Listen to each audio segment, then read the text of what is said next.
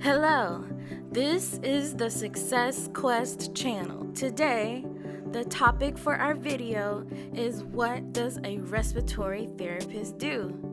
If you are wondering, stick around and you will find out.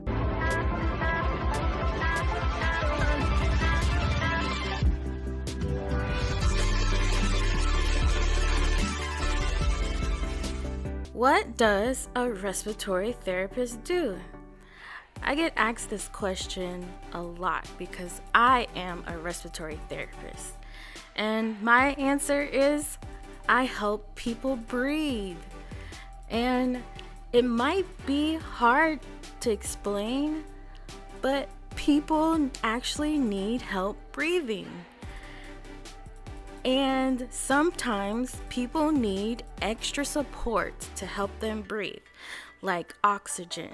Sometimes they may have a respiratory illness that impairs them from breathing effectively. So, how does breathing work? So, we have two lungs, and one is on the right, and we have another on the left, and we also have a diaphragm. And these components, they all work together so that when we inhale, we get oxygen, and when we exhale, we release CO2, carbon dioxide. What types of illnesses do respiratory therapists treat? Respiratory therapists are at the bedside in emergency situations when someone is in cardiac arrest. And we also help people maintain their regular respiratory medication regimen. There are so many diseases that we help people with. We also help with smoking cessation education. Smoking is not a very good habit. And when you inhale chemicals that are toxic to your body, your lungs suffer very much. We also help people who have cystic fibrosis. And there was a movie in 2019 that's called 5 Feet Apart. And it's about two patients who fall in love and they have cystic fibrosis. The reason why the 5 feet apart is significant is because two people who have cystic fibrosis need to stay at least 6 feet apart, because if they are too close, they can infect each other, and that is very deadly.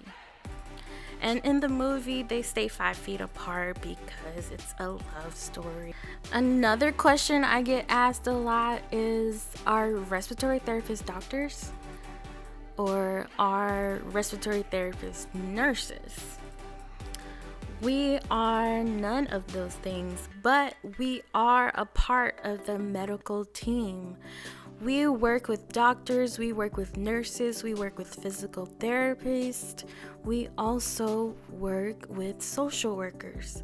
So when someone needs to go home on oxygen, we have to communicate with the social worker so that the patient gets their oxygen when they get discharged to go home.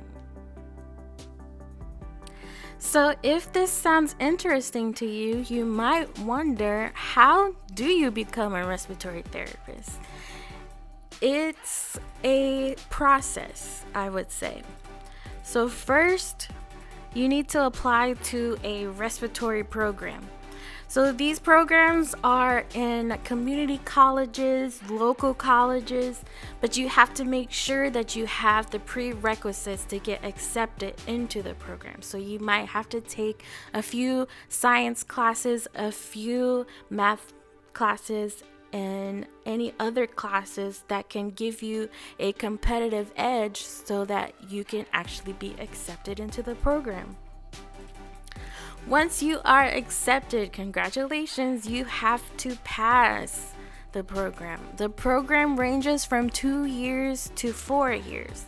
When I went to school for respiratory, it was only 18 months, but it seems as time passed, I graduated in 2012, and in 2020, they're added some more classes. Next step is you need to pass your board exams.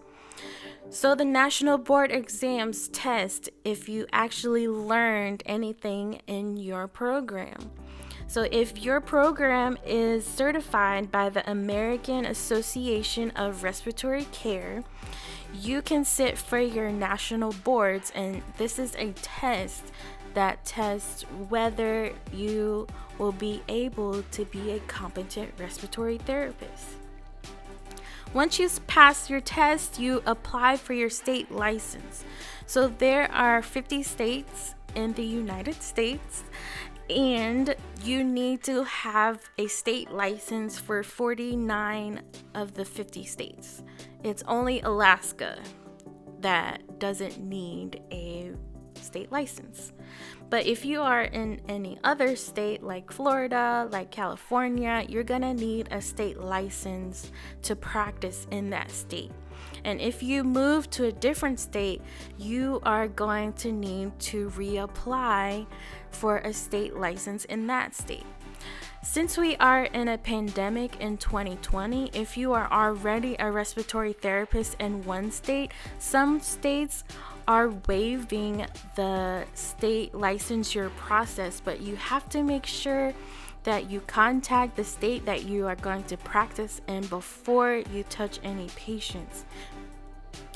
So now, congratulations, you have your state license, you passed your boards. So how do you get from being a graduate to having an actual job? Sometimes having your first job as a respiratory therapist is quite difficult. But if you develop relationships in school during clinicals and while you are in your classes, you may be able to be hired in the hospital that offered your clinical rotation. So if this video was helpful to you, I hope that you will comment and subscribe. If you want to learn more about being a respiratory therapist, there are numerous resources out there that can help you on your journey and on your research. First, though, you want to look at the American Association for Respiratory Care.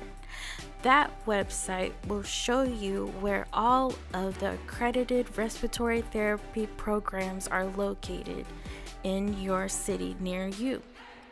There is also the National Board for Respiratory Care. That site is for when you graduate from your college and you are ready to take your National Board Registry exam. They also have practice tests on this website, so if you want to know a general idea of what you'll be tested on and you want to get a head start, why not? And there is also a CPR website, mycardiobeats.com.